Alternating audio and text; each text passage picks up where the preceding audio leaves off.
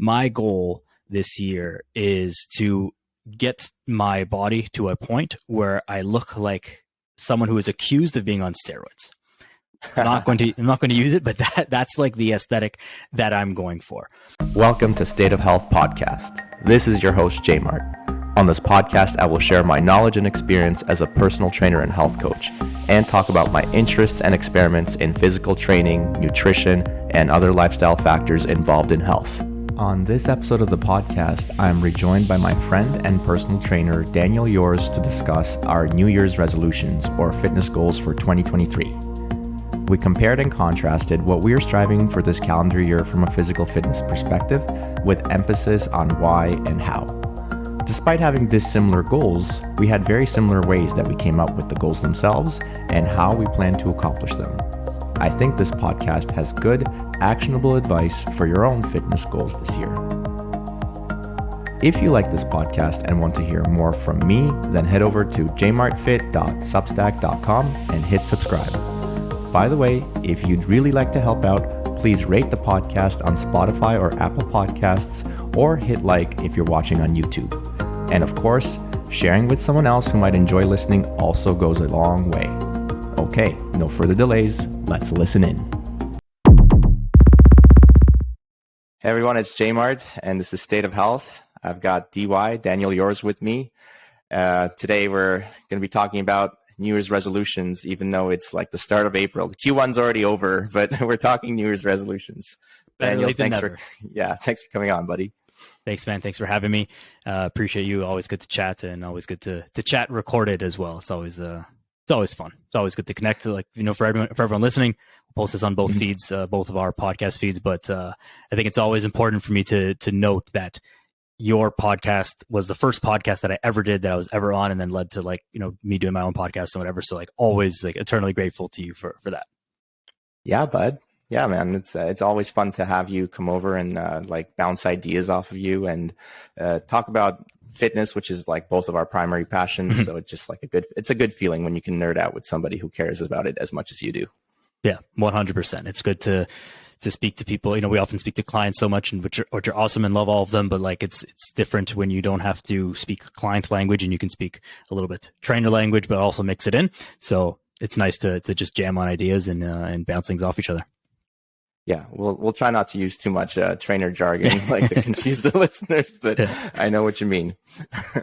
So we actually planned on doing this episode a while back, basically from near the start of the year, but that's where the idea came from, because I had just come up with this idea for what I want to do for my New Year's resolution goal, and just wanted to bounce the ideas off of somebody, and you were the kind of the natural person that I came to. And then I asked you if you had goals yourself. You said you did. And I said, this would make for a great podcast if we could just talk about it and share both what we're doing, what we're up to.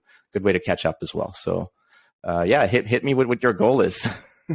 Yeah. So the reason that this one took so long to get to was mostly because of me and my scheduling issues and just some logistical life things going on, but it's all good, and we're happy to get through it now. Honestly, I haven't really even started on my New Year's fitness goals, so the timing is actually kind of working for me.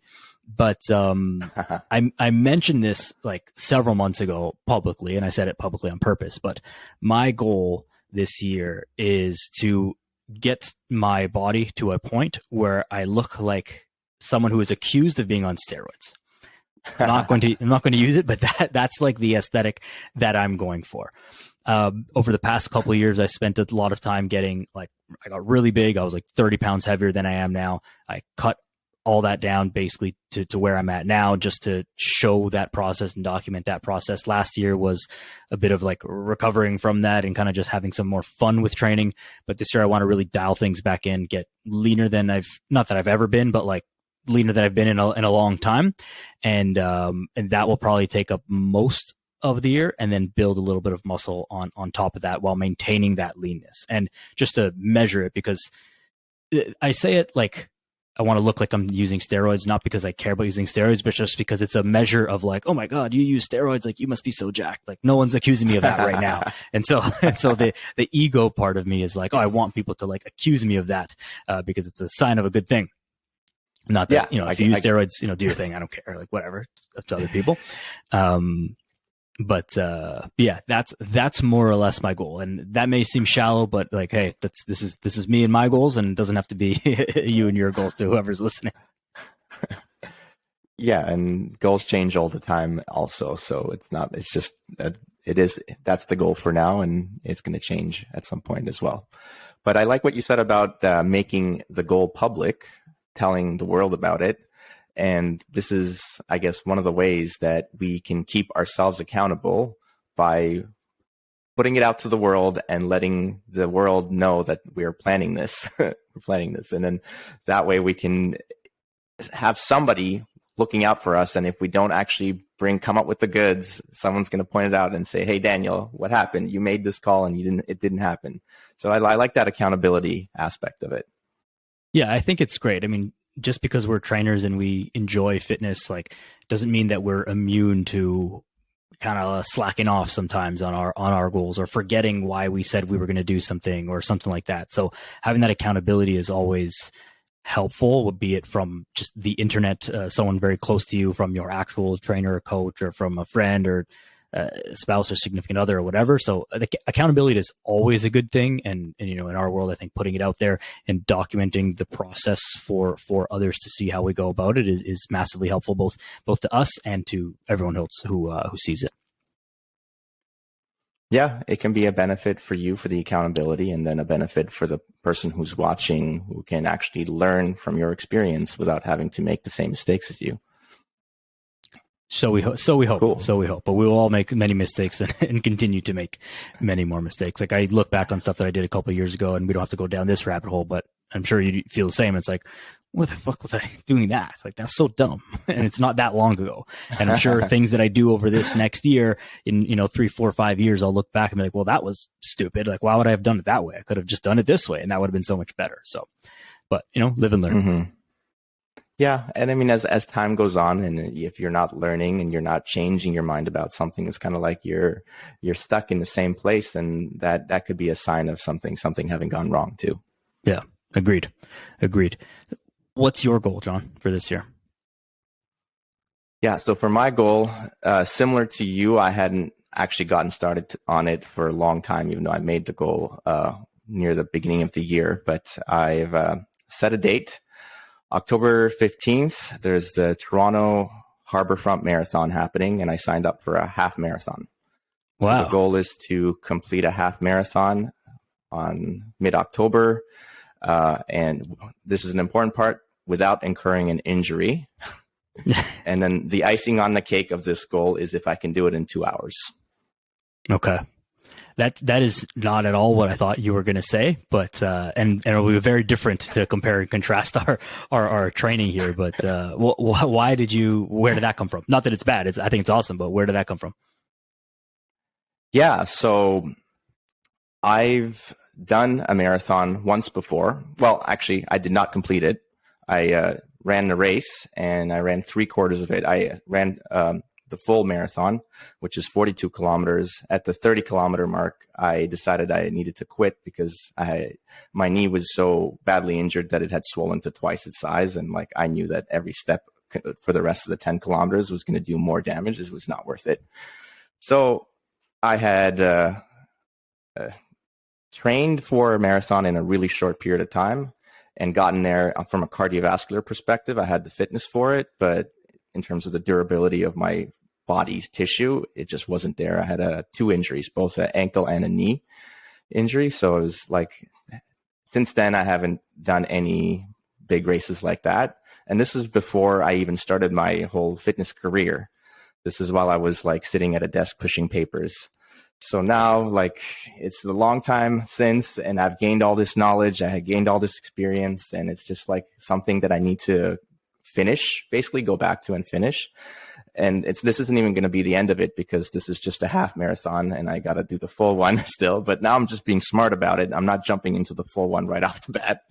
Right. I'm like, let me do awesome. The half.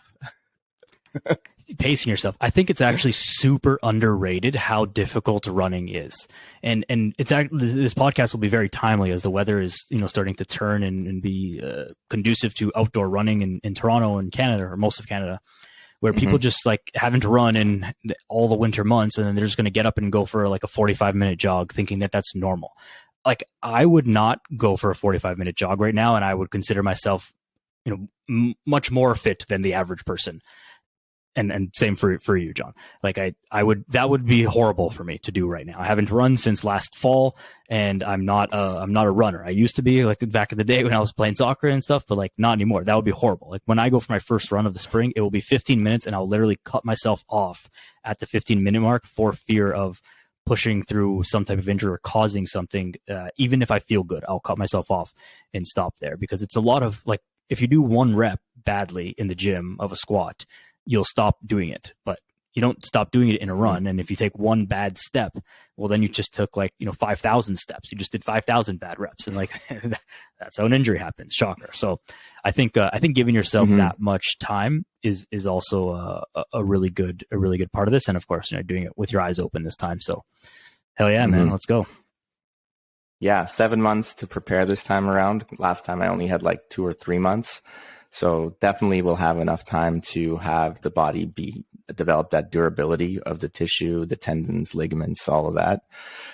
Because it was a big problem that like led to afterwards a lot of inactivity. I trained hard for the marathon, had a couple of small injuries prior leading to it, then had a big one during it, and then lots of inactivity afterwards. So it's just, you're just shooting yourself in the foot if you're hurrying things too much. Yeah, definitely. So what's step one for you then? Right. So let's before we go, let's do a little bit of compare and contrast here, because I'm seeing a lot of contrast between my goal and your goal, because I went the SMART goal approach, right? Just in case people aren't aware, SMART is the acronym that stands for specific, measurable, achievable, realistic, time sensitive.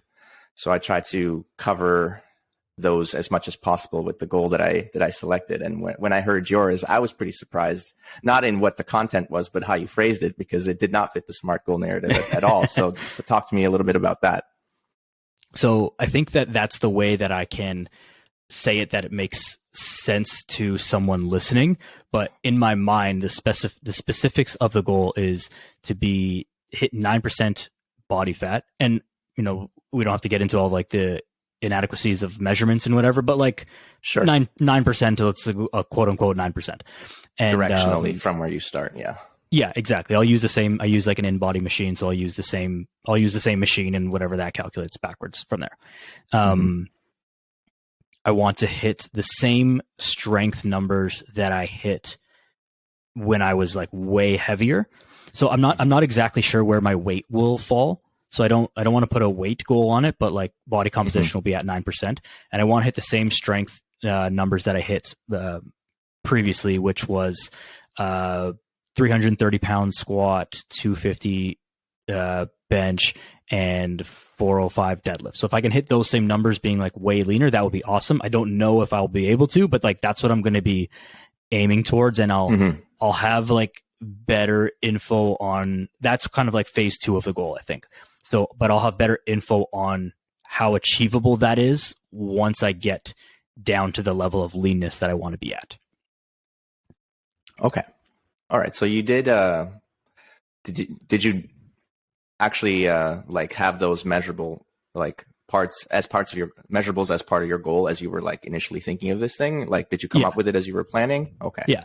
So you did apply the SMART goal like a method to your goal. You just for the purpose of like talking about it, you said the first thing. Yeah. Essentially, I want to be the leanest and strongest that I've been, and those are the measurements that would equal that. Is that 9% body fat and hitting those numbers that I hit when I was 30 pounds heavier.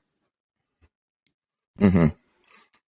And how achievable do you think this is for you? Like, have you thought about it? Like, do you have I think there's no reason that I shouldn't, assuming I don't get injured and assuming no like major life curveballs come my way. I don't think there's any reason why I shouldn't be able to. I do question whether my strength will be the same, but as of right now, and if I do things correctly, I think it is achievable. But I'm like, I would say I'm like 80% confident that it's achievable right now. And I'll have a better gauge of that once I can see my strength at the leanest that I get to. And if it looks like to me at that point that those numbers are totally unachievable, like strength wise, then I'll just adjust my goal down at that time. But like for now, because again, that's like kind of phase 2, it's dependent on how phase 1 goes. And so that's like the big goal. And then we'll see. And that will still be the goal eventually. It's just whether or not that will be the goal, achievable within this calendar year. That maybe that's a better way to put it. I'm 100% positive that I could do that. Whether or not I could do it in this calendar year, that's up for debate.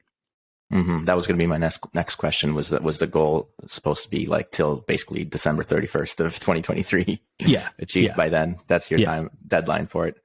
Yeah. So you have the right resources, you have the knowledge and experience to be able to achieve this, but there is a stepwise approach to it. And like, I liked that you said the word phase. There are multiple phases you have to go through. And then it's good to be able to call an audible sometimes and change things up based on the outcomes of the various phases. So that's an important thing for a listener to consider, is that you kind of have a skeleton to the idea of what your goal is, and then you add the meat to the bones as you go along. It's hard. You can't like plan every single detail from start to finish, because you're going to just throw everything out anyway. You're going to have to pivot so many times. So don't get bogged down on making a goal that, or making a stepwise approach to the goal that's very detail oriented. Exactly. Even with like programming, you can't, in theory, I could program every single workout right now for the rest of the year. But what if on, June 27th, I'm scheduled for a leg day, and, I don't know, I run out of gas on the way to the gym, and like I can't. That's a bad example, but a lady just ran out of gas actually like last week in front of my street, and I helped her out, and that's why that popped in my head. But whatever, something happens and I like missed that workout. Well, like now my whole yearly schedule is off. Like you've got to be specific, but not that specific, right? So if on November 15th I'm like 30% away from my strength goal, well, obviously I'm not going to hit it by then. I'm not going to gain 30% of strength in 6 weeks being not a novice trainer. So at that point I'll be like, well, I'm just going to push as hard as I can, get as most as I can, and then I'll reassess December 31st and see, okay, how much more time will it take me to actually hit this goal? And I won't take it as a loss. It just is what it is, because as you know, fitness is it's never done. It's just a now until forever thing. So yeah. Okay, let me ask you one more question before we get into the how. Just want to explore your why a little bit more. Why is this something that you want to pursue? It's been a bit since I've felt like I'm in my best physical shape, both aesthetically, but more so like just performance wise.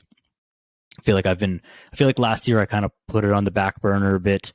I did that whole bulk thing, and while I enjoyed it, like a big part of the reason that I did it was to display that publicly. And while that was helpful, it didn't have like as much of an impact as I was hoping.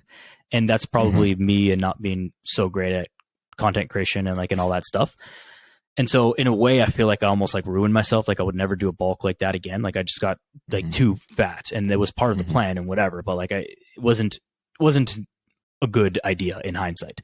And so I want to get back to my best self again. In our industry, it's also, it's silly to say that being super jacked doesn't mean something. It definitely is like part of your business card, part of who you are. And I also want that, right? I don't need external validation from others. I want to look in the mirror and be like, wow, we fucking did it. Like, I want that for myself. It's hard to fake an amazing physique, right? Right. It's like the only thing that you can't fake, really, right? And it's universal. Everyone knows that you walk into a bar in some corner of the world and like you look jacked. Well, everyone knows that that's how you got that, right? There's no other way. So yeah, it's a little bit of ego. It's a little bit of professional impacts.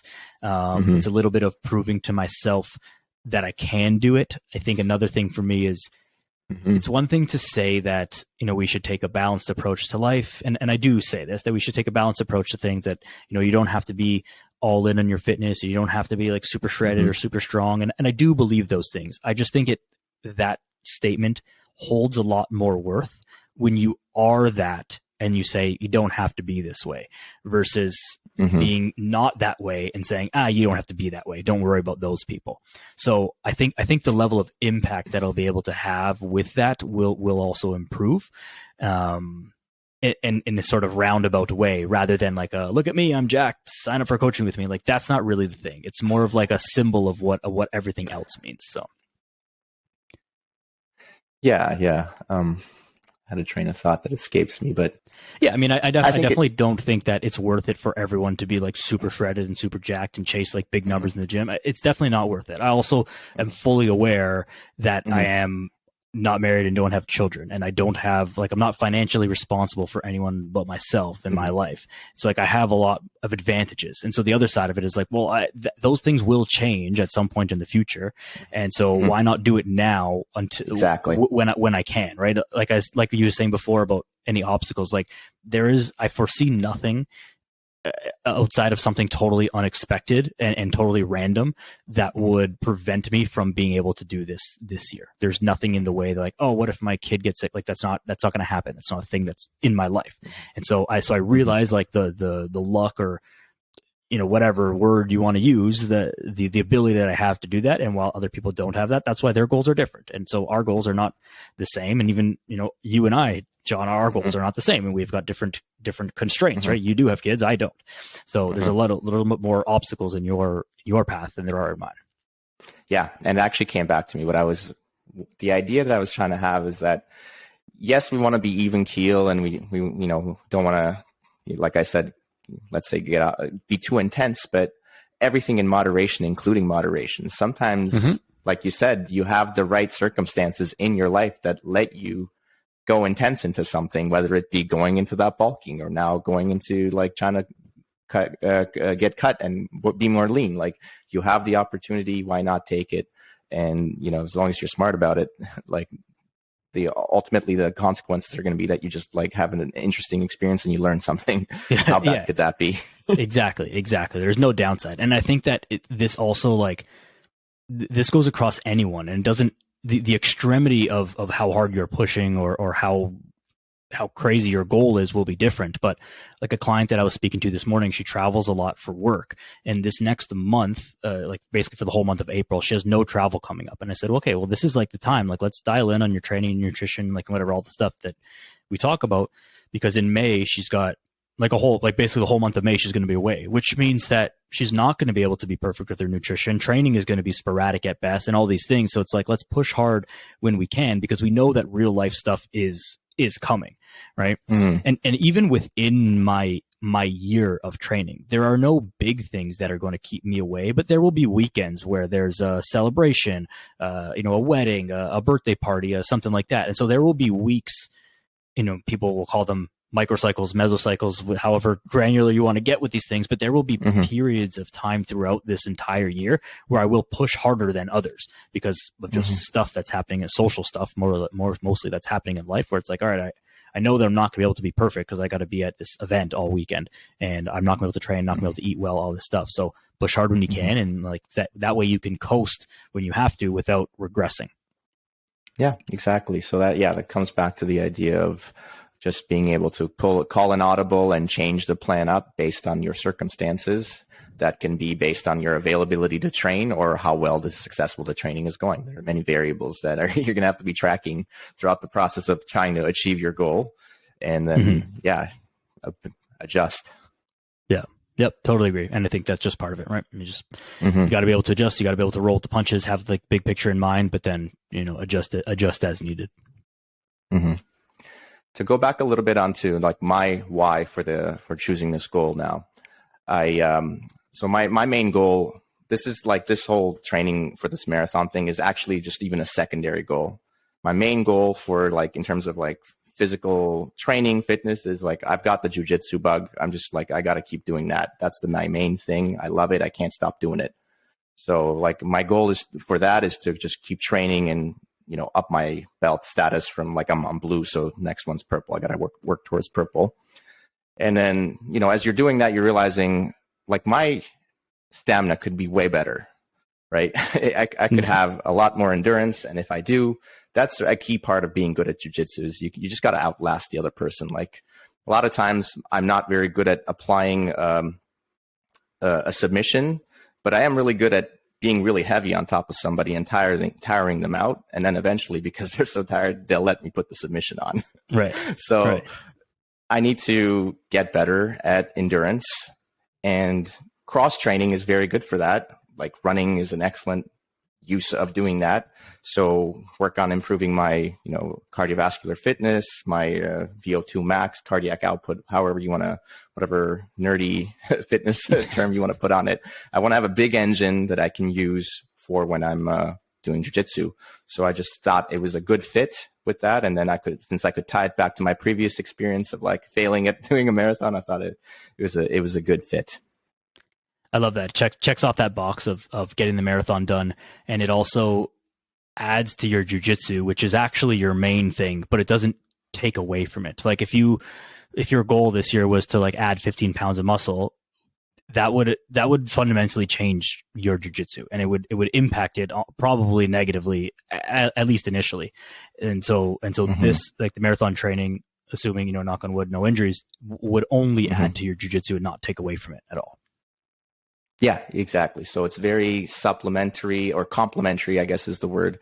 It's going to help what I actually truly care about. Because like ultimately my why is I really want to like go and wrestle people. And like, I don't know, it's just fun for me. Like I can do that endlessly. So I want to do things that help support that. And I don't love running. I haven't loved it since I got that injury. But I'm willing to put myself through a training cycle of getting good at it so that I can first just, I also like the idea of getting good at running, but that's secondary to supporting my jujitsu. Did you consider a triathlon at all instead of the marathon, or like not a full triathlon, but half tri or whatever else they call them? That's going to have to, definitely that's down the pipeline. That will happen, but I need to get like a swim coach. Okay. That is the big X factor. My only thought there was like triathlon is just less running. Actually, yeah. I mean, a full triathlon is a full marathon. Is that correct? I think so, But if you did a shorter one, it might be like a 10K run, which would be like less running. And then like the biking part would be a lot less impact and less skill, I guess. But the swimming part is a whole different.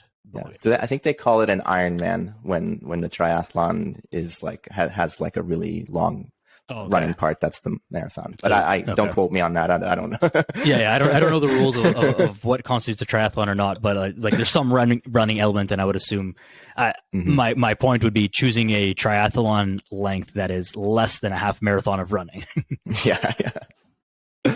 Yeah, I got to get better at swimming. That's my kryptonite. So I've definitely like, this is a little bit of a side tangent, but there's like this swimming training system called Total Immersion that I like got the videos for, and like I was watching them, and I even went to the pool a couple of times to like do it. But I'm like I can't be at like my phone by the pool, like watching the video and try, like I need someone there to actually teach me, So. Right.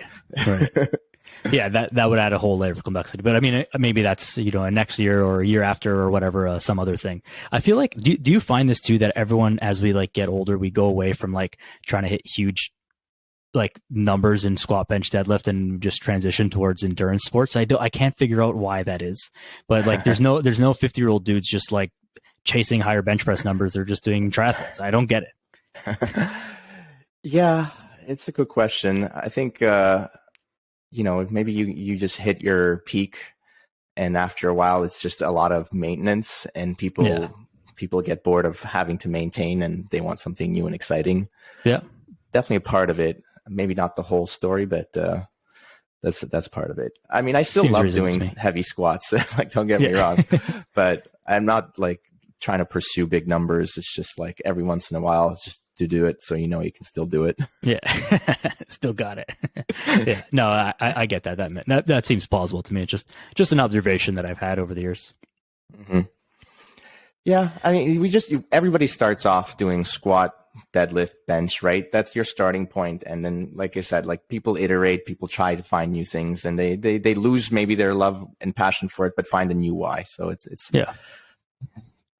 It's also another way to like to manufacture like newbie gains in a way, or like a new challenge in an old goal type of thing. Because if you say this year you train for the half marathon, even next year you do the full marathon, let's extrapolate a little bit, but then after that you're like, wow, I feel like I can't squat as much as I used to, and then you just like re-pursue that, and the goal is about like getting back to what you were, but it's at the expense of something else, right? Your max strength levels will go down at the expense of increasing your ability to run a half marathon this year. And that's okay. That's like a trade-off you're willing to make, right? I'm not going to be able to run a marathon by the end of this year, but I will be stronger and I will be leaner. Like these things have trade-offs, and that's okay too. So then it goes in just cycles of like, all right, well, now I want to do that. I already conquered, climb this mountain. Let's do something else now. Yeah. And the idea of cross training, I think while you're having some sort of diminishment, I think you're at the same time building new qualities that when you go back to training the first thing, you can apply those new qualities and perhaps get to new heights. This is not I think the idea of cross training is not new, and it's very effective. I mean, CrossFit is like people who do CrossFit seriously look the way they do for a reason. Yeah. You brought it up that the CrossFit, it almost seems to me like the inevitable goal is to just everyone will just do CrossFit. As much as I shit on it in the past, and like I think it's a great community and whatever, we don't have to go down that rabbit hole, but it's like kind of seems like where I'm headed eventually. I mean, it's a good idea to put all these different styles of training together. Like when people say, just train the 5-6 different movements, like squat, push, pull, carry, squat, like lunge, whatever. Yeah. Yeah. Like that doesn't even begin to cover the multitude of movements that humans are capable of. Right. You know what I mean? It's a good starting point, but there's so much more that people do. Yeah. So many different qualities of movement, right? Like what about like hitting or throwing things, right? Like the whip that you're creating when you do that, you're not training any of that when you're doing hinge, squat, push, pull. Like you need something specific to that as well. It's very locomotion. Yeah, it's very training. It's very gym centric and not very human centric, I think maybe is a good way to put it. Like you said, there's no throwing, there's no throwing people, there's no throwing yourself, there's no throwing objects, there's no inversion, there's no rolling, there's no twisting. There's so many things that, again, humans, there's no climbing, like, there's so many things that we can do that are not covered in that. But like, you don't somersault with a barbell in your back, so it doesn't get covered in that, in the 6 primal movements, which is actually, saying that out loud now sounds so ridiculous to call those the primal movement patterns, but they're like the least primal things ever. But whatever. In a way they are, but they're like they're primal to a very small box. The box is much bigger. Yeah. That's a rabbit hole I think you and I can go down very, very deep. So let's try and not go too far. Pull it back. Too far down that one. So tell me about your first phase of training.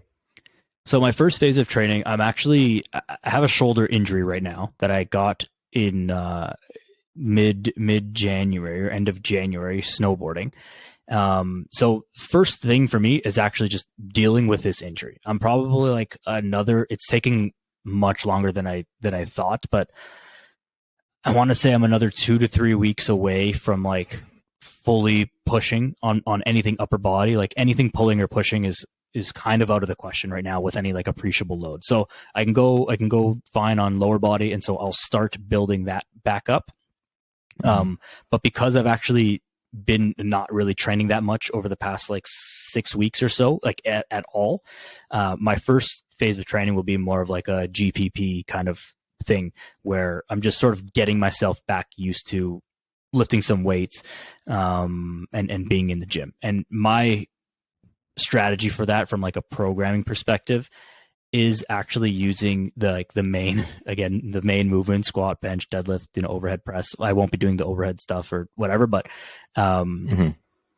and in a descending rep fashion. So I'll hit like, I'll go like 10, 8, 6, 4, and then hit another set of 10. And that will be like the thing for the main movement of the day. For me, it's like my favorite way to train. It's just a system that I really enjoy and I've come to really love over the years from personal experience. And not that it's like more, not that it's better than anything else, just an enjoyment for me. Mm-hmm. So me getting back to doing that is one of it. 2, it gets a lot of volume, but also allows me to lift some heavy weights or relatively heavy weights without doing it that often. Like doing a 5x5 right now, if I went into a 5x5 of squats tomorrow, I would be absolutely crushed. But only hitting like a single set of 4 plus like the volume at the lower weight just seems to really help me kind of get back into the swing of things. I kind of cover it's like almost, it's so non-specific that it's actually perfect for what I need, because it's not super great at building strength, not super great at like endurance, because it's just a little bit of everything, but that's exactly what I need right now. So that's sort of like phase 1, 4 to 6 weeks. And then from there, I'll roll into a bit of a more of like a accumulation kind of phase of training, where I'll just, a higher volume overall. And then after that, into the intensification where I'll start to be lifting heavier. Now, this is also talking about like 8 to 10 weeks out. So my diet would also start to get hard around this point. And so this is when I'm not going to have as much juice in the tank. And so I might be doing strength training at relatively heavy weights, but not actually that heavy. And the volume will have to be low because I won't be able to push through sets of 15 or whatever. I just won't have enough energy.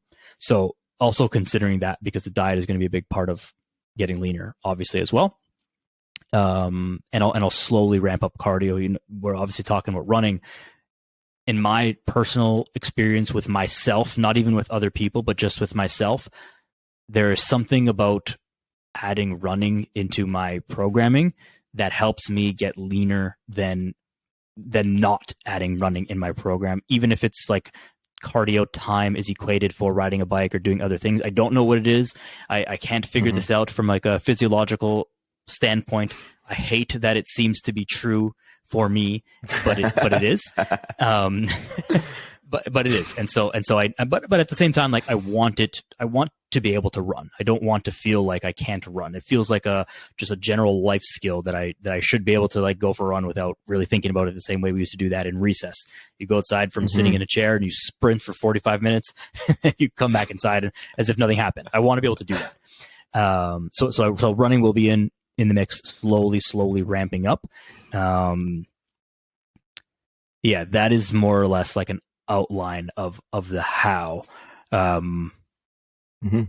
Get specific with something to bounce off me, because I know I said a lot of things there. So what I want to say right off the bat is that sounds like the typical program that I try to be selling on when I was first like becoming a trainer at Good Life. Like that's the typical, like, let's go GPP volume intensity, volume intensity. Yeah. So you're sticking to like the fundamentals, which I love. Yeah. And then what I like also, the one other thing that kind of came to mind as I was noting what you're talking about is the idea that you've done experimentation with your training and you figured out, oh, if I add this cardio element to it, I actually reach my goals better. Like you've done the work, you've done the experimenting, you've asked the right questions to lead you to this point where you know it, and now you know to implement that. And that's so important. Like it's just a lot of times people will, I don't know, throw the first thing that they see in terms of like a program that they come across on the internet and not actually take the time to figure out what works personally for them.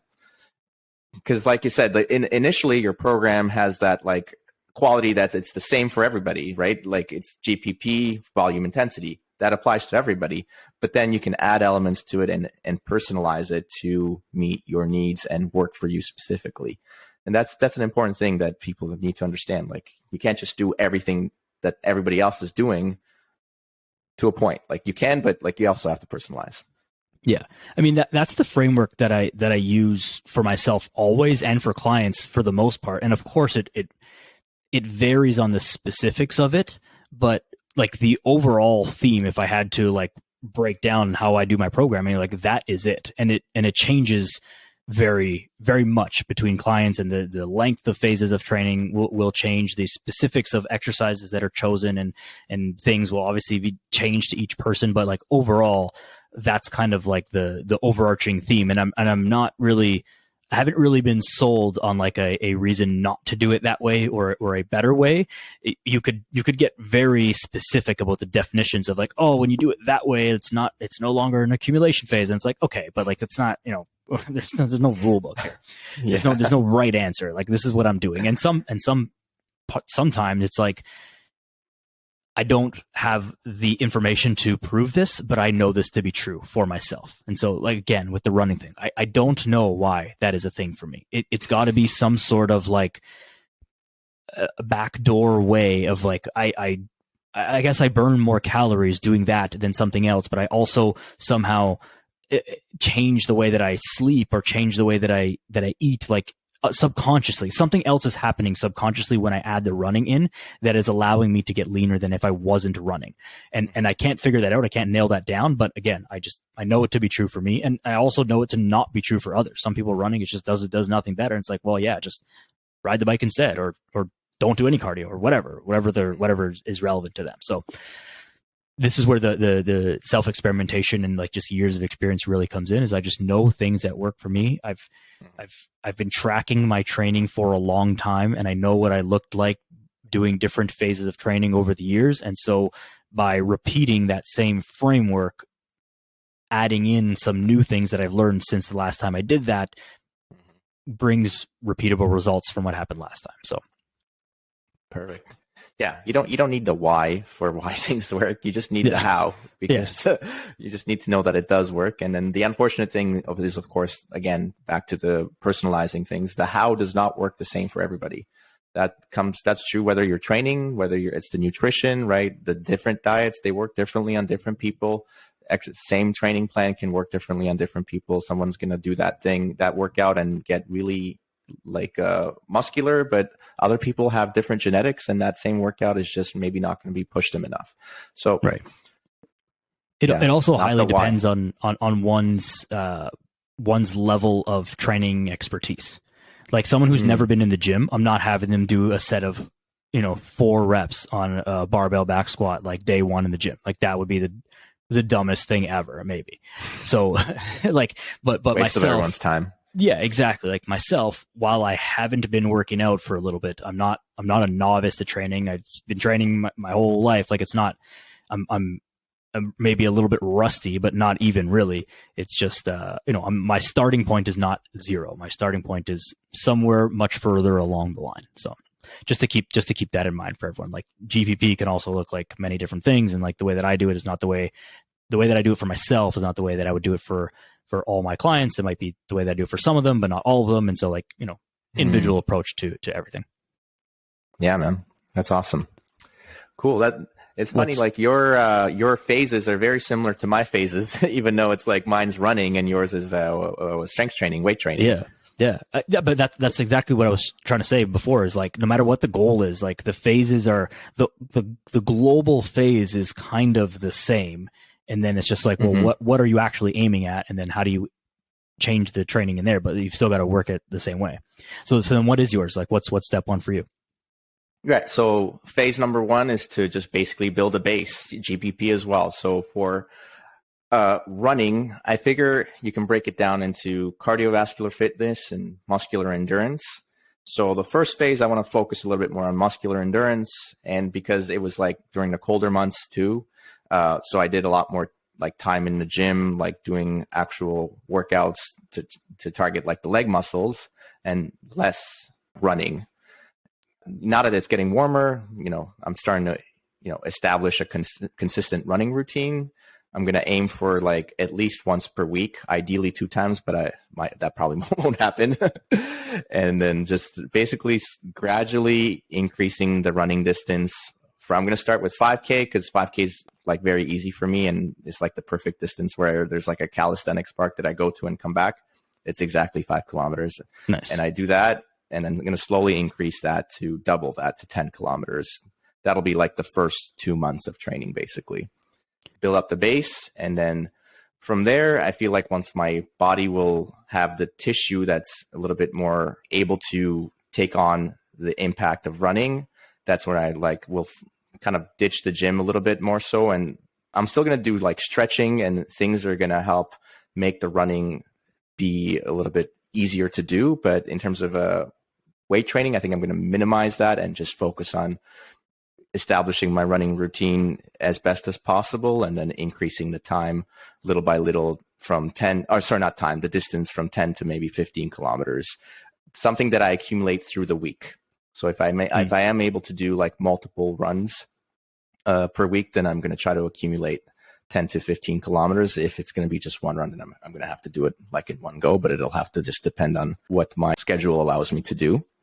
As I increase my endurance and I do that, that's going to be like a long time, probably like 3 months, something like that. So my goal will be that by the end of that training phase, in 1 week, I will accumulate the same distance as I would for the day of the race. So the day of the race, it'll be half a marathon, 21 kilometers. So I'm hoping by the end of that endurance, after the GPP, the endurance phase, I'm going to be able to do the half marathon added up in 2 runs, probably in 1 week. And then that still gives me about 2 months remaining before I have to do the race. So the last like month and a half is going to be my peaking. I'm going to incorporate hill sprints at that point. So that's kind of similar to training. You're going to be like, going into your intensity phase. For me, like doing the hill sprints is going to be my way of intensifying things. And then by the end of this phase, I'm still going to continue like at least one long run per week. And then the goal at the end of this phase will be able to do my 1 half marathon run. I want to do at least 1 half marathon run before the actual race, but I'm going to deliberately do it in over 2 hours. My goal for the race will be 2 hours or less. I'm going to deliberately go very slow and go over 2 hours for this, just because I think that way I'll leave room for something to try for during the race itself. And then the last 2 weeks will be my taper phase. So I'm just going to reduce the time that I'm running and the distance. Yeah, that's it. That makes a lot of sense to me. I think I would probably structure it very similarly.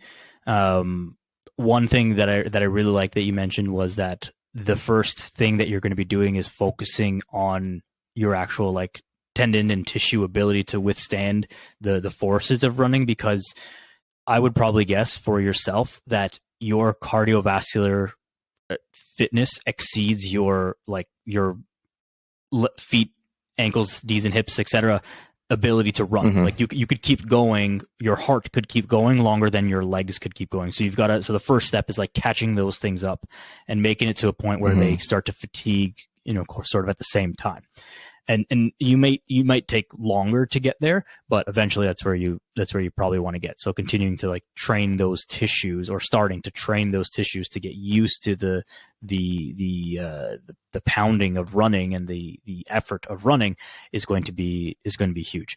One question that I have for you on the way you're going to split up your mileage in the week. If you are trying to accumulate like a half, or however you build it up, so you're trying to accumulate 10 kilometers, mm-hmm. 15, and then accumulate the full half. How mm-hmm. will you do that if you're uncertain of your schedule? Like say it's Monday, you think that you're gonna, or say it's a week where you're only gonna get one run in. You're not gonna just mm-hmm. do the full half in that one day, because that would be like totally breaking your training plan. So how would you go about that? Yeah, so basically I'll have to schedule everything well ahead of time, which I'll be able to do. And then for the weeks that I can't, like let's say I'm on my final intensifying week where I'm trying to get, or let's just before that, where I'm trying to accumulate 21 kilometers in a week. So I'd need like at least 2 runs to do that. But I know if I can't have 2 runs, then I'll have to, if it was going to be 2 runs and I needed to, account for 21 kilometers, then it's easy, right? You do 2 10-kilometer runs. If you can only do 1 run, then possibly you just decide that I'm going to bite the bullet this week and only do one 15-kilometer run. skip out on those 5 kilometers and then start over again next week. So like we said before, you gotta adjust and and think about what your schedule is and what you're allowed to do and how you can make the most of your time. Right. Do you think that, or do you anticipate that there will be a big difference in jumping up the amount of kilometers that you're doing in a run versus over the week? So what I'm trying to get at there is like, will there be a vastly different training effect from hitting like 15 kilometers and then a 6 kilometer run to build up to 21 versus a 10 and an 11? Right. I think it more so depends on like the amount of time that you do it in. Like if you do like those 2 runs, like maybe 2 or 3 days apart versus like the first day of the week and last day of the week. So I think that might have an impact on it. I haven't thought about it that deeply, to be honest. But so your plan then would be like whatever your weekly mileage is, you're just going to cut it in half and then get those in 2 runs, kind of thing. Yeah, if I can, that'll be the okay.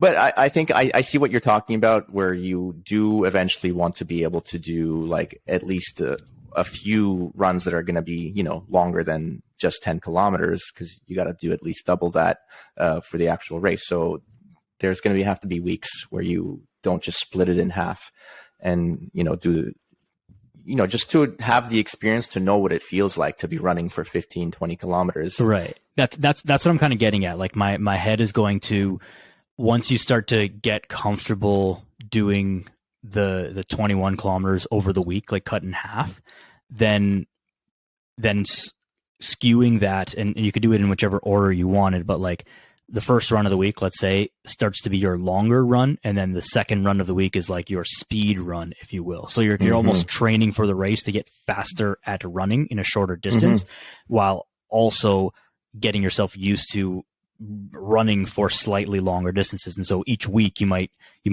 flip that by like a kilometer. So it's like 10 and 11, and then it'll go 12 and whatever, and then 13 and 14, and then the other side comes down. So, but that's just a thought. Point. Yeah, I'm going to definitely add that to the whatever plan I have written out for myself. Definitely going to add that to that, because it's a really good idea for just slowly upping the intensity. I'm going to get to a point where you're right, 10 kilometers is going to be easy, and then that's what I'm thinking. So 10 kilometers is going to get to a point. It's going to get to the point 10K is easy, but then 20K will be so foreign, right? It's doing it so. That's kind of the only thing where my head's going. But I mean, other than that, I would structure it, I think, the same way that you have it laid out. Yeah, exactly. And like during the final phases, I'm peaking. My goal will be to do that one race where I do it for 21 kilometers in one go. So this is a good idea, what you're introducing, as a way to work up to that. Yeah. I also like the point of getting the full half under your belt, so that you can do it, but purposely doing it slow so that you feel like you can push yourself on race day. That way you have that confidence that like, yes, you can do this. You're not going to, bug out at, kilometer 17, but then you can compete against yourself. And so you don't even keep a clock on the first one, just kind of go freely. And then on race day, it's a race. So, you want to beat the time that you've set out for yourself. Yeah, man. My first go at the marathon, I did everything the wrong way. So it's been very informative in how I plan on it for this time. Yeah. So I like I already said, I trained for a very short amount of time for that first marathon try. I didn't account for the fact that the tissue had to accumulate to the same level as the cardiovascular fitness. And then I also set myself a ridiculous like a time goal, which I was on my way to meeting, but because like I hadn't actually run a full marathon up until the race day, my body didn't know how to how to actually do that. Yeah.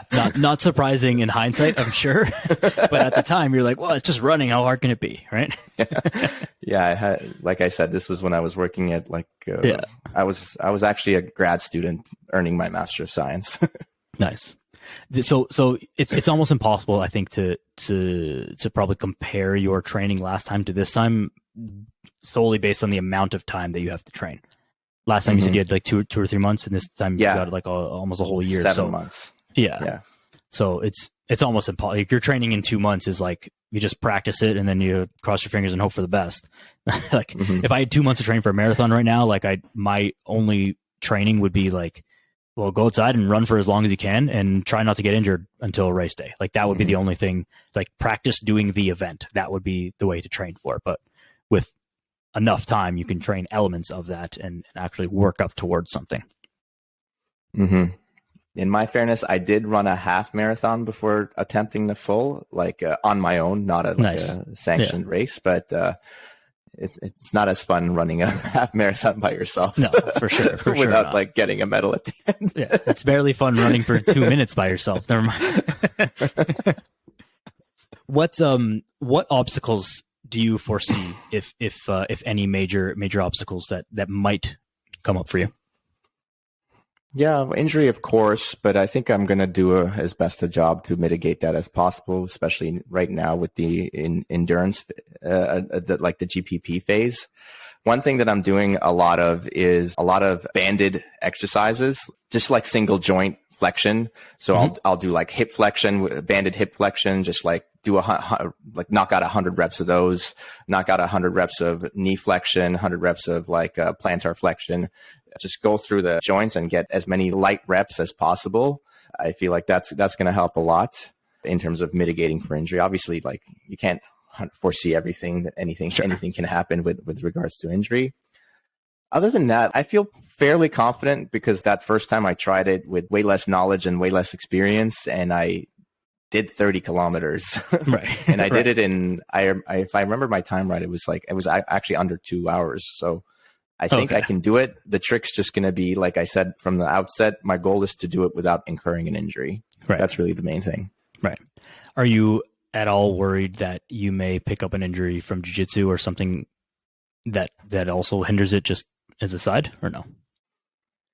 Yeah, certainly that's always a possibility. I've been pretty lucky with jiu-jitsu, and I'm also just like, I'm at a stage where if I feel, I'm very good at feeling if something's off, and I'm as soon as I feel it, I just back off. I back off and I let things heal. And I'm also very good at finding what I need to do to make the injury go away. A lot of times, you know what? It's not even that I'm finding what I need to do. I'm just everything that I can throw at the wall, whatever sticks, like something's going to work. So I'm just trying to find any type of movement that if whatever joint hurts, I'm going to move that joint any possible way that I can until it stops hurting. And it usually works. Yeah, I'm with you on that. I think just to make a big asterisk on that for people listening is like that comes from years of experience and like book knowledge, but also experiential knowledge of training and healing yourself and training and healing others. And so for someone who's not that, like, go see someone if you start to feel something. Like don't try and just fix it yourself, because chances are you might actually just be doing more harm than good. But there are things that you can fix. And I think the most important thing is that just listen to yourself. And if you start to feel a little twinge in your knee or whatever, if it's not nothing, then don't treat it like it's nothing. Like, deal with it and then live to fight another day, so to speak. So I think just an important asterisk to say, but I'm with you, John. Like I do the same thing for me. It's like, if I feel something, I know if it's an injury or if it's just a tightness or if it's like something that requires attention or not. And then I just do like everything and something's going to work. And I know what the limits of my own body are. I've been injured more than enough times to know the difference and figure it out for myself. And so I kind of deal with things the same way and learn how to train around stuff as well. I like your caution, but I also don't want to scare people off from using movement as a way to heal themselves. Like, yes, don't load your body if there's some issue, and you, like you said, if you're feeling a twinge, something feels off, don't load the body. But there's always a way to move without loading a joint, and you can also vary the speed of movement to a point where you're just like moving very slowly at a crawl pace. And at that point, the actual probability of injuring yourself is very low. And you can practice that inner kind of perception of like, what am I actually feeling? that's a perfect opportunity, right? Pain is the best teacher. You shouldn't push into pain, but you can definitely explore pain and find what the borders of pain are. And that, I think that, like, there's no better way of fixing anything in your body other than that. Like, use pain as a teacher. Yeah. Well said. I think even just to paint that picture, an example would be if it hurts when you squat, try doing it with no weight. If that still hurts, do a half squat. If that still hurts, do a really slow squat. If that still hurts, do it only on one leg with like a box, and like, you know, just continually regress the movement until you find the point that, like, okay, that doesn't hurt anymore. All right, good. We'll do that then, right? If my wrist hurts when I move it here, well, then don't move it here. Only keep it here, all right? And then just slowly, you know, push that back until it doesn't hurt anymore. And that's, you know, that is almost roughly all of like physical therapy. but there's I guess to sum up manual therapy in like 2 sentences, that would be it. We'll just find the point where it doesn't hurt and do that, and then keep doing it until it doesn't hurt anymore. But obviously there's a lot more to it. Just be cautious of yourself, but also, you know, don't be overly cautious. Don't sit on the couch and do nothing and treat yourself like a Band-Aid if you have like a little twinge. Like, search and learn about your body, but don't do things that are dumb. That's all. Yeah. Sound advice. Don't do things. Never go wrong with that. Yeah, like, I like the squat techniques you're talking about. Like, even you could go on your back and flex your knees to your chest, and that kind of looks like a squat, and that's completely unloaded. Yeah. And, you know, even for that, some people might feel pain, but you can try one leg at a time, and right. You know, infinite ways to regress a movement that doesn't have to be the movement itself, right? So, what else do we want to talk about? Let's see. I know what I want to talk about. So with running, like, we were talking about, you know, getting better at running, the actual skill of running. So my goal is ultimately to improve my cardiovascular fitness, but I feel like I can do that to its best potential if I really learn the skill of running and I dial that in. And then once that's dialed in, then I can really focus on how I can push my cardiovascular fitness and be able to do that. So I've been trying to, I guess, learn more about it. Like, how can I run more efficiently? Many years back, this was maybe 3 years ago, I read this book. It was talking about running, and it described it as a series of controlled falls. And like, parts of it made sense to me, but also I feel like it felt like a little off to me. Like, why should we be falling while we're running?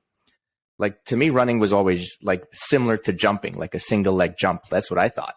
Yeah. And then, so recently I've been discovering the work of David Weck. He's the inventor of the Bosu ball. I know you don't love the Bosu ball very much.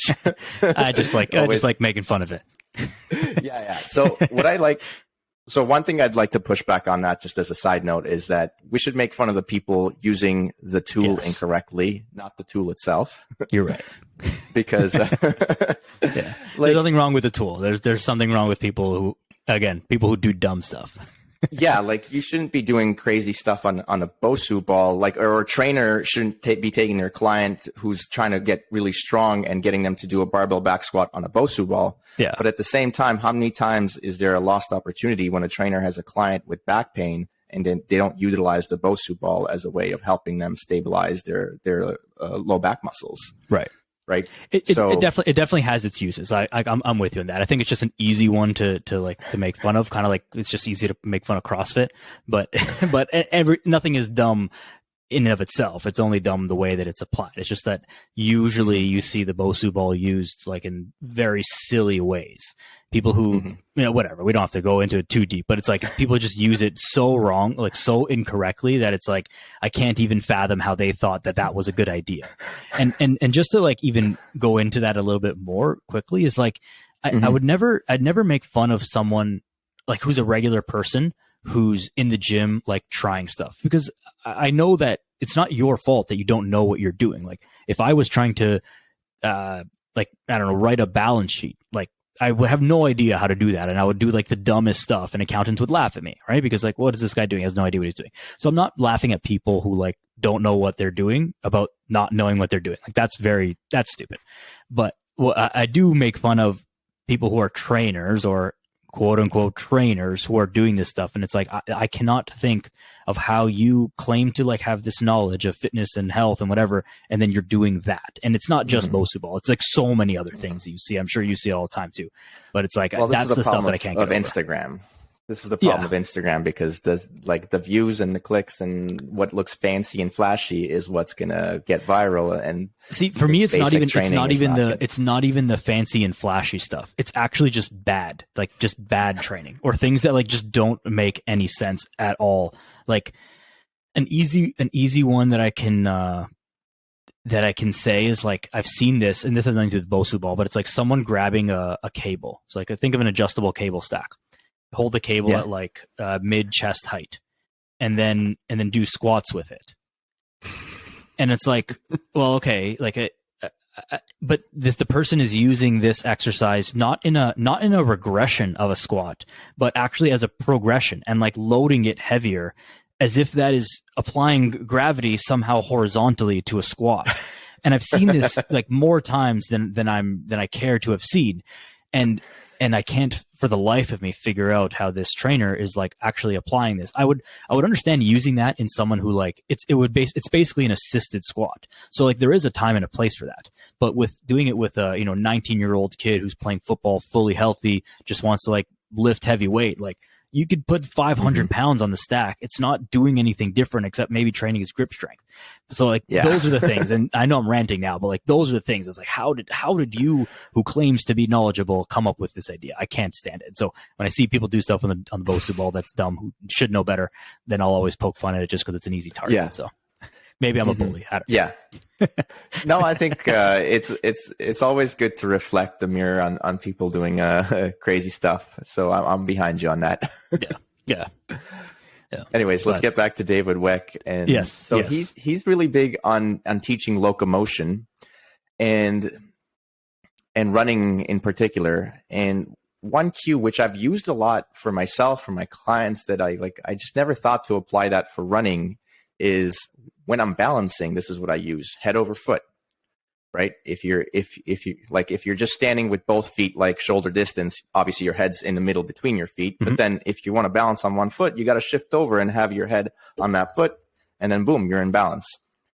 So the idea of applying head over foot during locomotion, both walking and running, then what you're doing is you're landing in balance, and then you're much more easily able to transition and then go to the next step.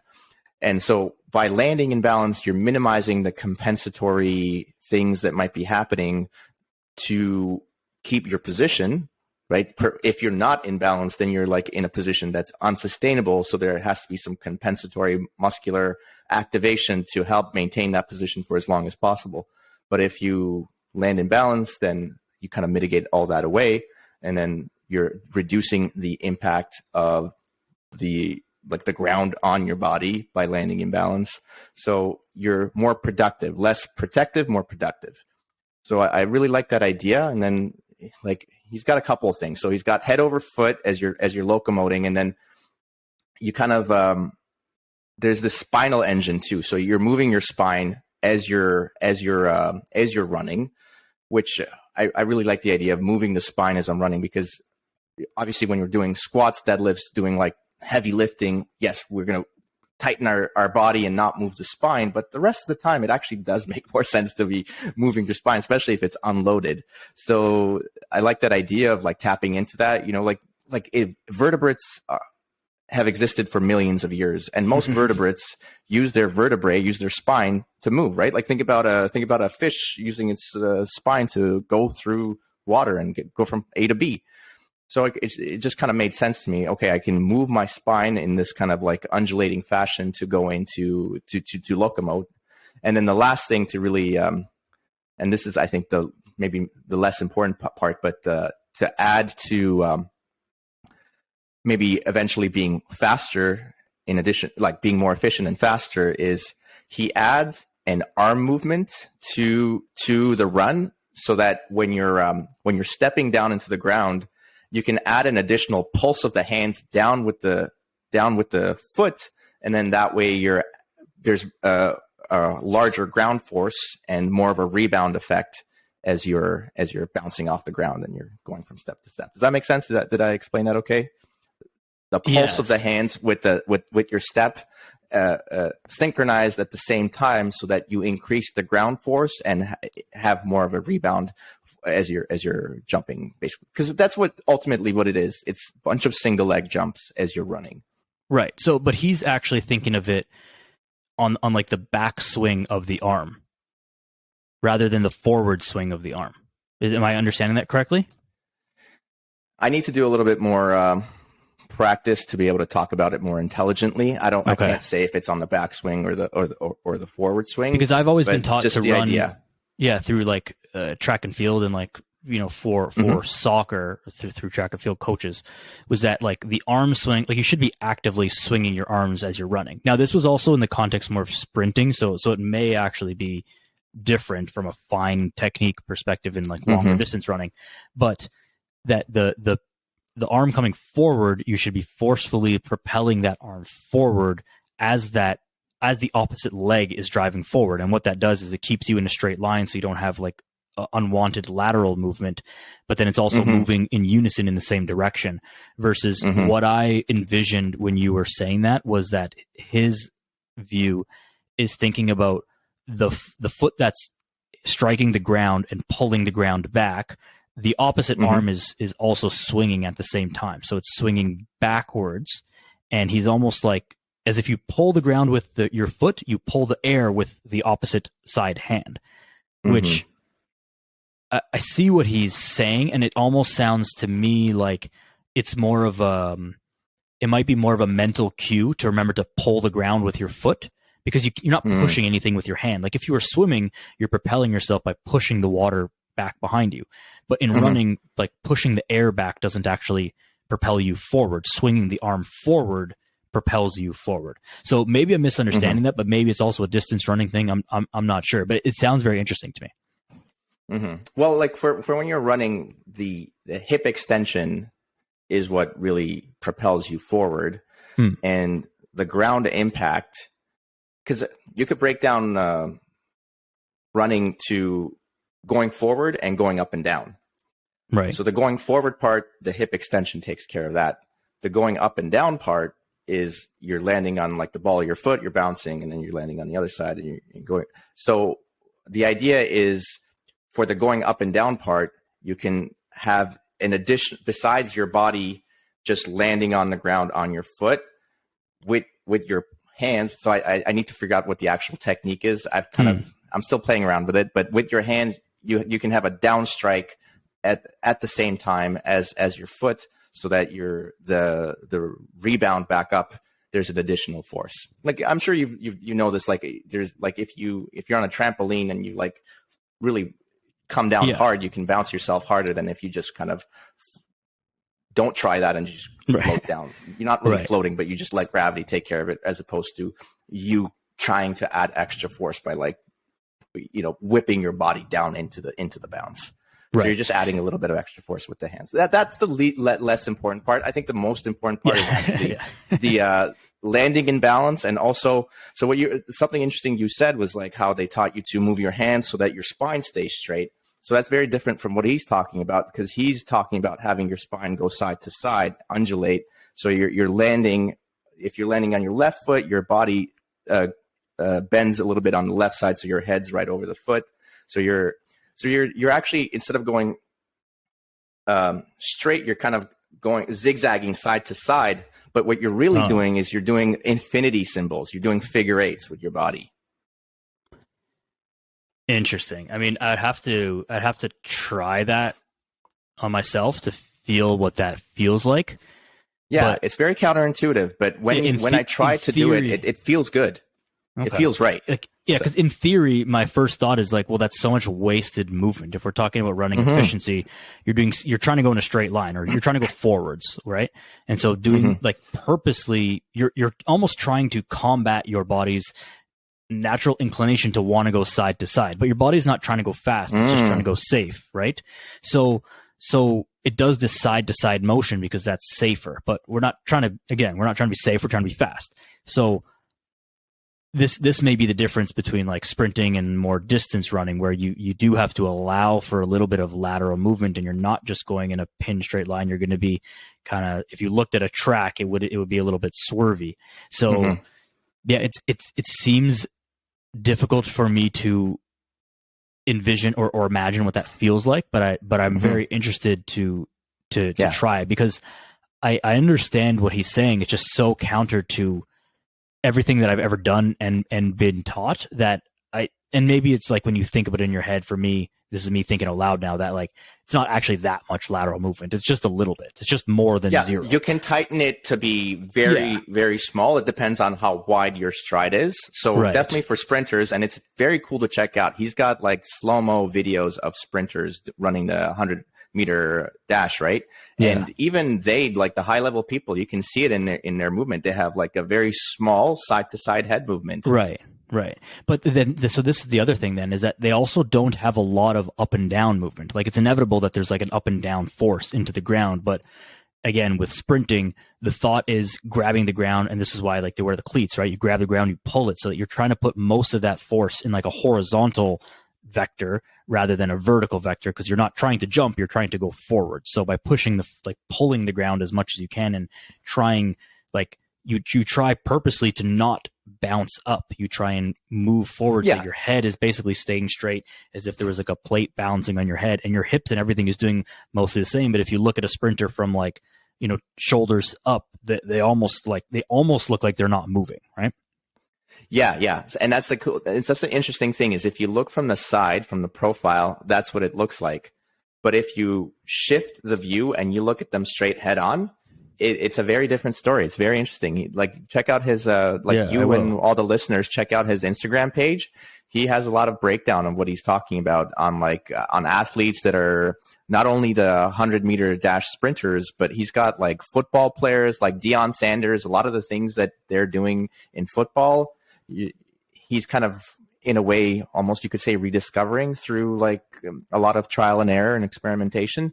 He's a very wacky character, not to go off on too much of a tangent on David Weck, but and he talks about it. He's got like I think bipolar diagnosis, and like I feel like people who are on the edge of like thinking, like there's such a fine line between madness and genius, right? Like every genius is a huge weirdo, and anything in life. Like people think like, oh, it'd be cool to be Sidney Crosby, Canadian hockey player, whatever. It's like he is probably like the least fun guy to hang out with. I'm sure that guy can like only think about hockey and only talk about hockey, and like literally doesn't know anything about anything else. And that's why he's like one of the best hockey players of all time. But like he's not good at anything else, right? And that's what it takes to be the best at whatever you are in the world. So yeah, very, very interesting thoughts though. A little bit counter, and like one of these things, again, running is so physical, obviously, so it's like it's very hard to just like imagine those things. I'm not a super experienced runner, but I've had a decent amount of like training and running and stuff from years ago, and obviously for a very different purpose as well, right? It was about trying to go fast. It wasn't about distance or anything like that. So yeah, it's something I'm excited to try and kind of like dig into and just kind of feel it out and see how it feels. But I think just to kind of like circle back to all that, is refining your efficiency of running, whatever that ends up looking like, is going to make a world of a difference for you, because like there's the technique of running. Everyone knows how to run, but most people run very poorly. And that's why so many people get injured while quote unquote just running. So yeah, nailing down the form of running as well as building up your engine is going to be huge. Let's move on from me. I wanted to ask you a little bit more about your training, because we got a general idea of things, but let's get in on the detail a little bit more.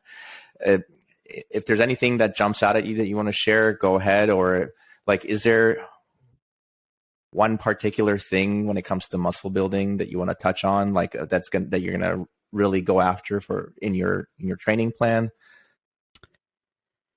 I think that as part of the aesthetic part of this, I'm going to move a little bit away from some of like the more barbell lifts, and I may do that initially, not expecting to actually gain any muscle while I'm like cutting down. Like I'm experienced enough at training where I'm not going to gain muscle very easily. I'm certainly not going to gain muscle while I'm in a deficit and like doing tons of cardio and like and all this stuff. So like I have to accept that, number one. But it's like I'm also probably not going to gain an appreciative level of strength. So the more like bodybuilding kind of pump style just to maintain muscle might be more useful.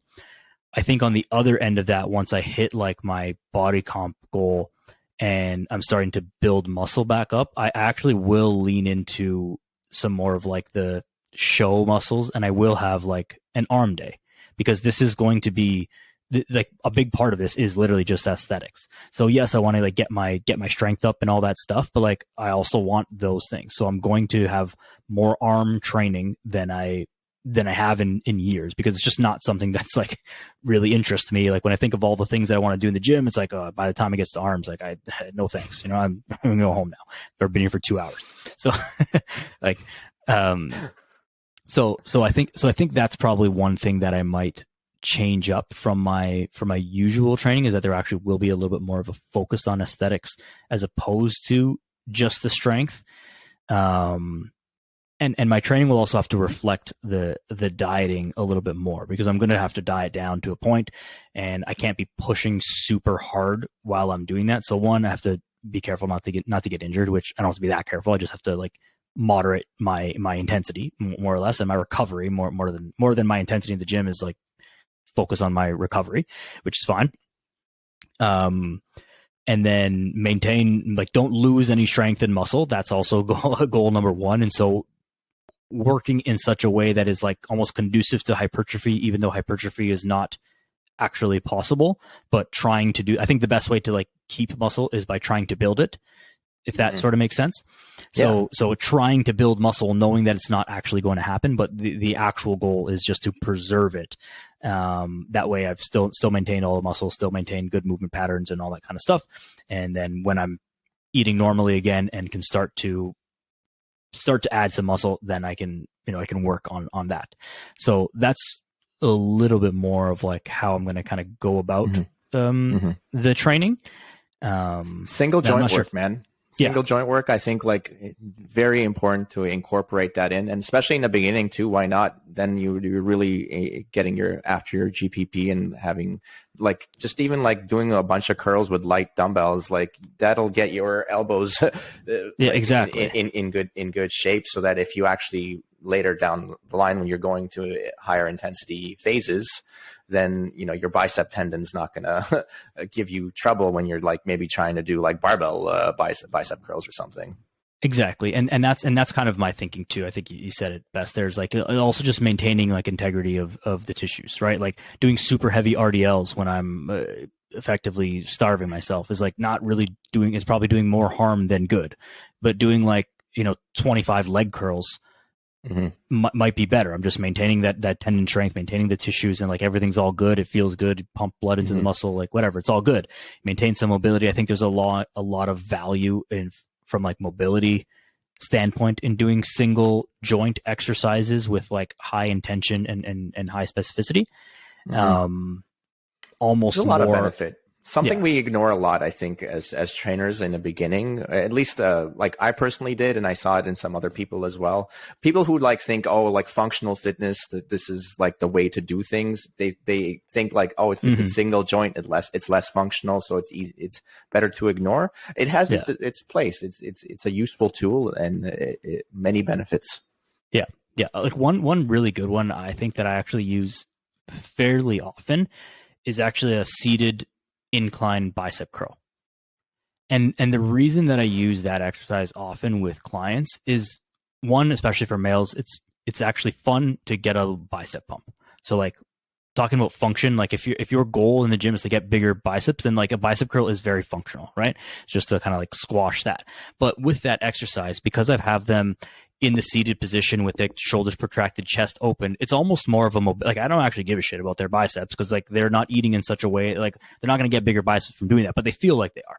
And ignore that if you're one of my clients listening to this. But like they're in that position, and so it's actually working on like more opening up their chest and like maintaining postural stability and all this other like secondary benefits of the exercise while they're feeling the pump of their biceps. So like it's a great way to kind of like attack some like multiple issues when you have limited training time. If someone's training once, twice, maybe 3 times a week, it's like we can't do everything, but we want to do as many things as we can, right? Yeah, I love that one too. Gets the shoulder and extension, something we rarely do on a day-to-day basis. So that's another added benefit for that one as well. Yeah. So I think there's a lot of so I'll probably end up doing a lot more single joint work than I have in the past. Not initially, because my initial goal is like, you know, the diet will start but it won't be that heavy like at the beginning. So or that intense at the beginning because it'll be fresh, I'll be excited, all that stuff. But my goal is like building up my gym engine, so to speak, not necessarily cardio, but just like overall. So like I probably won't do as much. That'll be more of like standard kind of full body ish type stuff. And then it'll get more specific as things go down. And there may even be a point, it will depend on how my body's feeling, where I might kind of like ditch strength training and work like just strictly on mobility, where like holding end range positions and like putting force to that, which is certainly still strength training, but not lifting weights kind of thing. Single joint exercises, but in a very different way. And that may be mixed in such a way just to continue working, but also keep like overall intensity a little bit lower. So some of the considerations. Yeah. What about for muscle building, incorporating something like German volume training? Have you ever tried it? Yeah, I've done it a few times. I've come to learn that like it's certainly not the best way to go about training. Like from everything that we know about hypertrophy now, and especially like lately, there's been so much. I don't know how much of this stuff you pay attention to, but like I watched Cassim Hansen and Pat Davidson's like hypertrophy debate, and it was like 6 hours of them debating about hypertrophy, and there's all these like personal beefs, not with them, but like with other people and all this stuff. And we know so much stuff about hypertrophy now. It's like German volume training is not the best way to go about it. However, it works. You get a huge pump. It's fun. I think it's fun in like a sick kind of way. If you just like love training, boring. It's fun. Yeah. But it's pretty time efficient. It's pretty like mental energy efficient because you only got to focus on 2 things and that's it. You just push through it. I think there's also like this element of doing hard stuff for the sake of doing hard stuff. Doing 10 sets of 10 of back squats paired with 10 sets of 10 of like horizontal rows or something like that is fucking hard. And there is some like, again, I can't prove this, but I feel it to be true for myself. There is something about like going through some period of training that is that difficult, that is beneficial, I think, from a training perspective and from just like an overall life perspective. Same as, you know, going to jiu-jitsu and getting choked out all the time. Like it's, you know, there's something about like just doing hard things that is good. And there's many, many ways to train hard, but I think that is like a system that I do revert back to every now and then. And also it's part of like let's just see if I still got it. Let's see if I can still get through this. So I do like it from a pure physiology standpoint. I think it's like far too much volume, far too much unnecessary volume. And we'd be better off doing like less volume of those bigger exercises and like more single joint, more specific accessory stuff. Like you're not going to do 10 sets of 10 of bicep curls or like leg extensions. You're going to do squats, RDLs, you know, pull-ups, these kind of things. So it's like, well, what are we really working on? We're working on getting really good at squats and getting a lot of volume in the legs in general. But if I want to focus on one thing, then I've got to get a little bit more specific than that. So, yeah, I do like German volume training. I don't know. I think I've used it with one client, maybe 2 ever, but, yeah, not for the weak-minded and certainly not for beginners. It's just too much to be reasonable. Right. Okay. Now, if for the show part, you're not going to be on gear, but what kind of supplements are you going to use? Is creatine something that you will use for this one in particular? Yeah. Creatine is almost an all the time for me. It's been harder to get recently. I don't know if you regularly use creatine, but like, I think there's been this explosion of like people talking about creatine on TikTok in reference to like growing your butt that like for whatever Oh my reason, God. this has been the only thing that I can think of, but like for whatever reason, creatine has gotten like much more expensive and like it's just been out of stock everywhere for like a very long time. Mhm. So anyways, aside from that, creatine is something that I take pretty much perpetually. I'd have no issues with it. Like I don't have any indigestion or anything with it. I feel great taking it. Just kind of part of the routine. Any other supplements? Yeah, so nothing that crazy. I'll take magnesium. I'll take a little bit more probably in the beginning, just because I'll be like way more sore and more beat up and all that stuff. Zinc, omega-3s, vitamin D. I'll probably take less during the summer just because I'll be able to be outside so much more.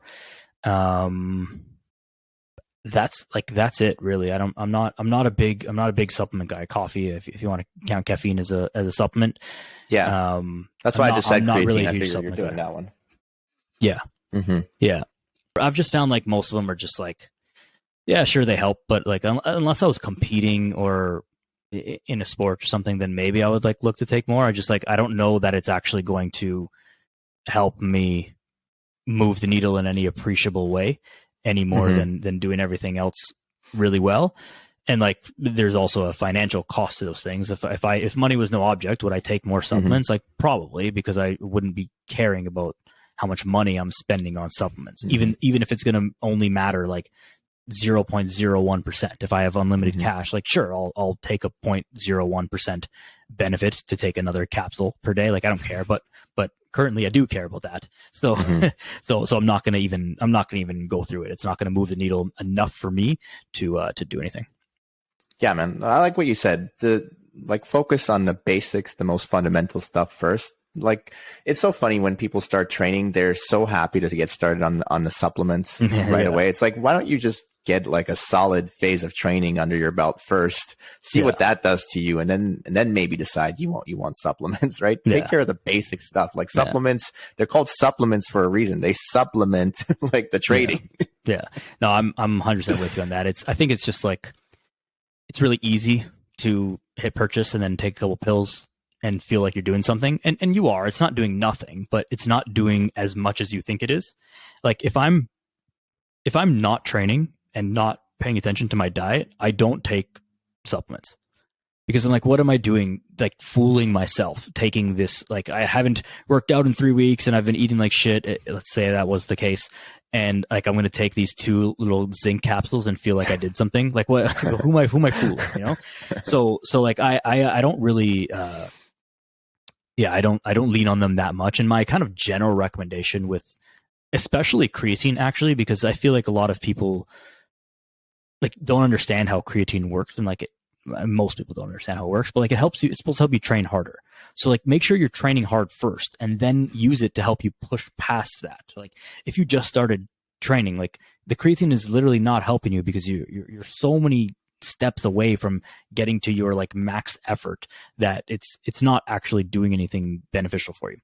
But at the same time, I've also very much come around to the idea that for some people, again, they don't care about the money. Not that they're like, millionaires, but they don't care about spending 20, 30, 50, $100 a month on supplements. And that ritual for them is something that helps them kind of get in gear and like, okay, I got my pre-workout and I got my this and that. And it's like, as long as it's not doing any harm, if that helps you get in the mode of like working out, same thing could be true of someone buying new workout clothes. You want to get a fancy new workout outfit, like not my thing, but like if that's the thing that helps get you in the gym, like then by all means, like go for it. So if you want to take pre-workout, as long as you're not hurting yourself, by all means go for it.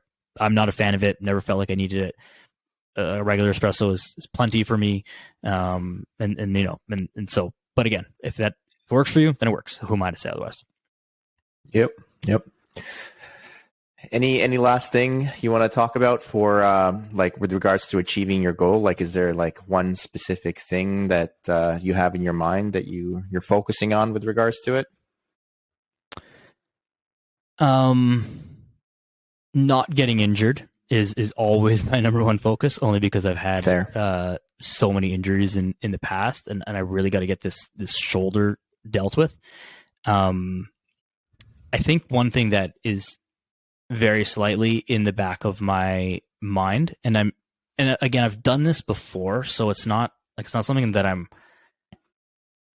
worried about, but I understand it to be like a possibility. Like I'm not worried about it at all, but it's just like, it's just there that when you get this like quote unquote incredible body of like leanness and like your best ever is making that not be the peak of like, okay, this is it, and I'm going to do this once and then like never again, and then like in 20 years I'm like, oh, remember when I did all that stuff. Like I just want to look like, I want to get to like a point that I'm going to be at, and then I just want to stay like that, and I just want to be like that for forever. And so in my head it's not getting attached to what that looks like and what that feels like, and not be getting so comfortable with it, because the first part of like getting down to that point is actually going to be the easier part. It's like it's next year, and keeping that is going to be the harder part, and then deciding whether I want to maintain that level of leanness or not. Maybe I don't. But at the same time, I'm actually gonna take that statement back. It's not deciding whether I want to, because I do want to right now. But when it comes time to be like, I don't really need it.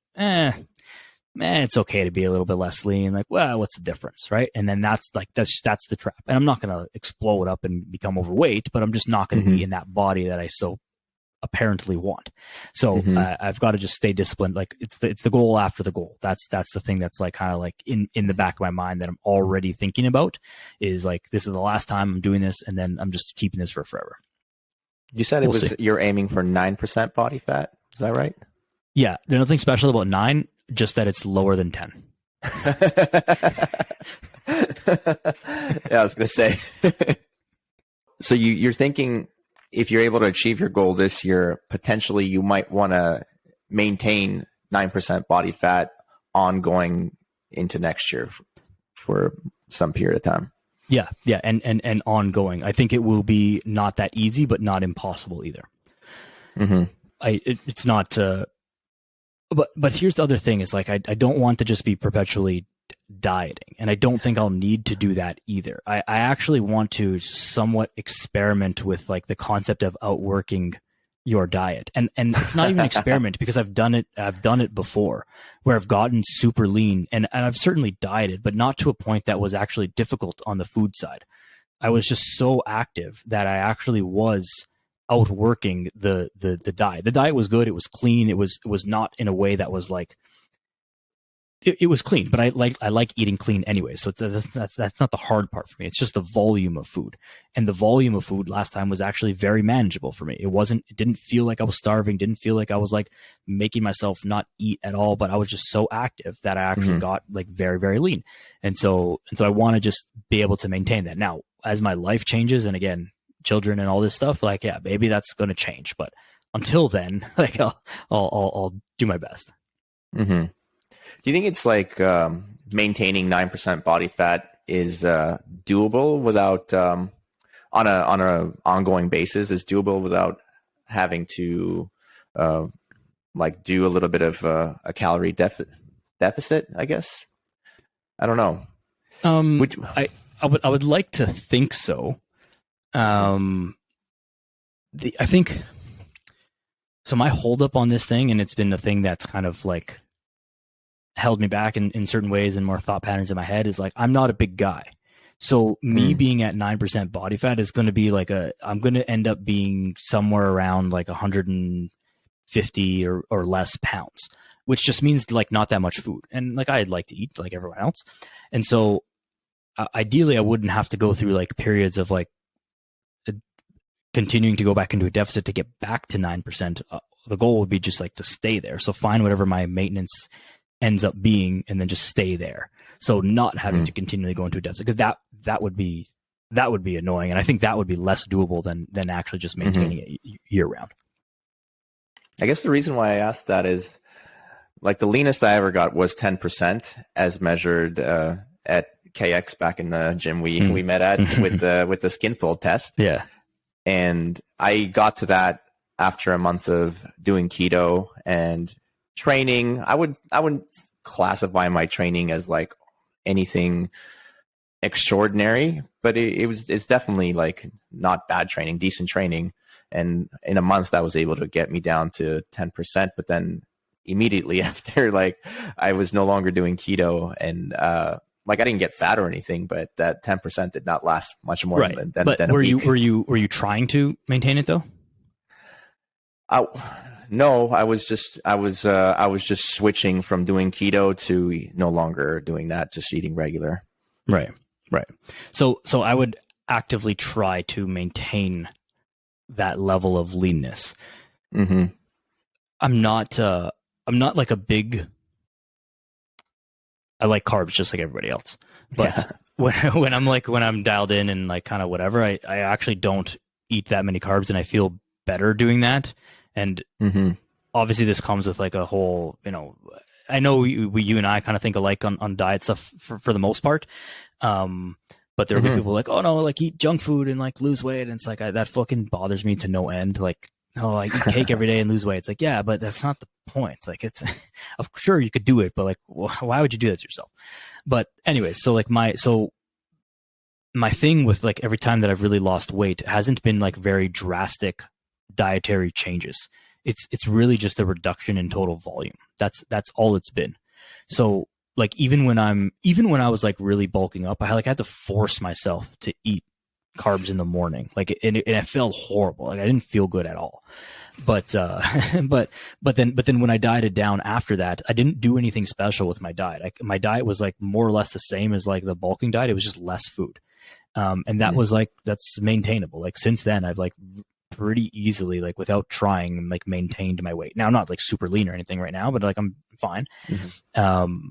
So it's not, it doesn't, now maybe at that lower volume of food, it will be difficult, but I don't know, to be determined. I've never maintained that level of leanness for any appreciable amount of time. So we'll see. And again, maybe my goals will change. Maybe I'll realize it's way harder and it's not worth it. Who knows? I don't know. We'll see.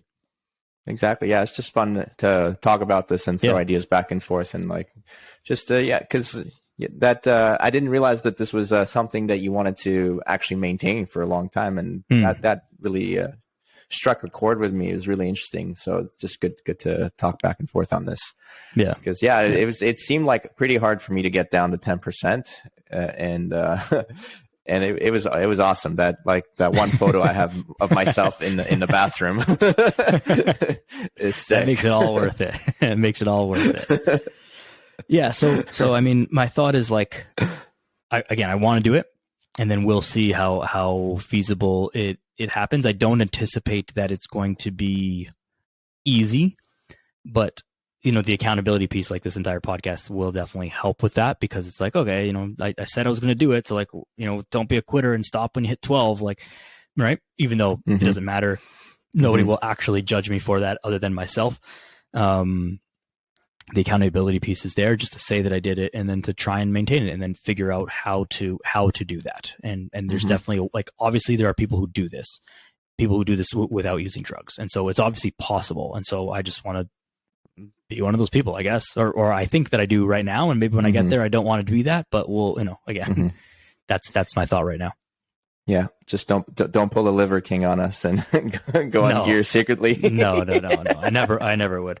I mean, I not never, sorry. I would never do kidding. I would never do it. I would never do it secretly. Yeah. I honestly anticipate that, like, I don't know what age, but I just want to just pick 40 as like a thing, but I got to get this tested and stuff. Like, I would be surprised, honestly, if I don't use at least like TRT when I get a little bit older. But like, I'm 28 now, so I'm not close to feeling like I need to use anything.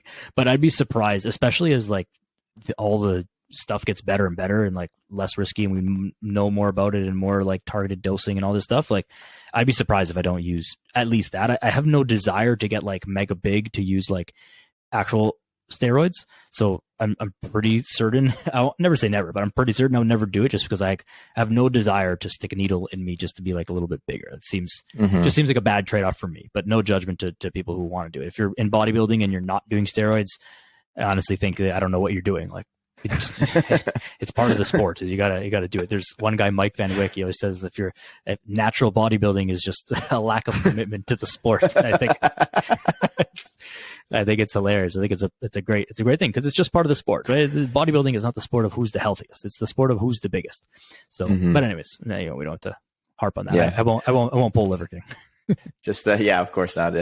Just a quick funny story with TRT. A buddy from jiu-jitsu gym was telling me he just got his testosterone tested to see if he could qualify for TRT, and then his test came back normal, and he was upset that it was normal, so he couldn't get the TRT. Whoops. It's like, damn, I wish it was lower so I could get that TRT. It's like, dude, you're good. You're healthy. Yeah. I mean, if you really want it, it's pretty easy to game that test to tank your levels just so you can get the doctor to write that script. It might be actually difficult to get a doctor to write the script in Canada, but it's pretty easy to tank that test if you want to. Yeah, that's what I told him afterwards. Hear that from me, though. After I told him that he's ridiculous for not being happy that he's healthy. yeah, exactly.